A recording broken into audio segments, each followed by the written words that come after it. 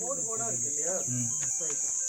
இதுல ஒரு சிறப்பான ஓவியம் உங்களுக்கு காமிக்க போறேன். அதை நல்லா பார்த்துக்குங்க. இதுதான் காலத்தால் ரொம்ப ரொம்ப பழமையானது. எவ்வளோ காலம்னு கூட எங்களால் சொல்ல முடியல. அது அப்ஸ்ட்ராக்ட். அப்படி கொஞ்சோண்டு தண்ணி வேணும். இது அப்ஸ்ட்ராக்ட்னு சொல்லுவோம். இங்கே வந்து பாருங்களேன். இங்கே இருக்கிற சிவப்புக்கும் இப்போ நான் காமிக்கிற சிவப்புக்கும் ஏதாவது வேறுபாடு தெரியுதான்னு பாருங்க.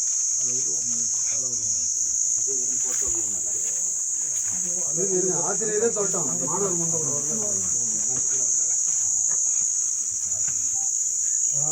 ரெண்டு மேல்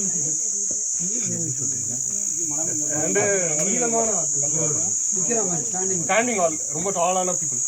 என்ன உருவம்னு தெரியல, ஆனா கோடு கோடா போட்டிருக்காங்க.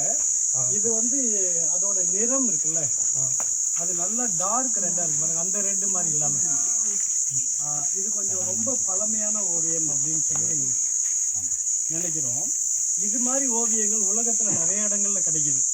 இது எப்போதுமே இந்த ஓவியம் இருக்குல்ல, இந்த மாதிரி அப்ஸ்ட்ராக்ட் வந்து ஒரு குகையோட கார்னர்ல மேல இருக்கும்.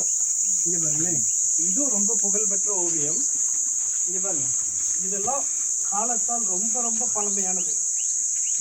அந்த சிவப்பை பார்த்தாலே தெரியும். ரத்த சிவப்பு தெரியுதா? ரத்த சிவப்புன்றத விட ரத்த சிவப்போட இது இந்த சிவப்பு வேற, இந்த சிவப்பு ரெட் வைன் கலர். நீங்க அந்த தண்ணீர் ரொம்ப சீரியஸா தெரியுங்க. ஈஸியா மேட்ச் ஆகுது.